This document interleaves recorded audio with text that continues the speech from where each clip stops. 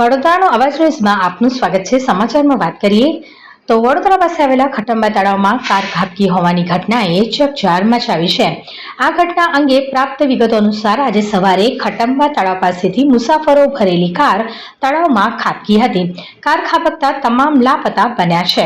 Car એટલી સ્પીડમાં હતી કે તળાવની ફેન્સિંગ તોડીને તળાવમાં જઈ ખાબકી હતી। ઘટનાની જાણ થતાં જ સ્થાનિકો તાત્કાલિક ઘટના સ્થળે દોડી આવ્યા હતા। આ ઘટના અંગે ફાયર બ્રિગેડને જાણ કરવામાં આવતા લશ્કરો તાત્કાલિક ઘટના સ્થળે દોડી આવ્યા હતા અને રેસ્ક્યુની કામગીરી હાથ ધરી હતી। પ્રાથમિક સૂત્રોના જણાવ્યા અનુસાર આ કારમાં ખાનગી યુનિવર્સિટીમાં ભણતા વિદેશી વિદ્યાર્થીઓ સવાર હતા, જે તમામ હાલ લાપતા છે। ઘટનાની જાણ થતાં વિસ્તારમાં રહેતા વિદેશી વિદ્યાર્થીઓ પણ તાત્કાલિક દોડી આવ્યા હતા।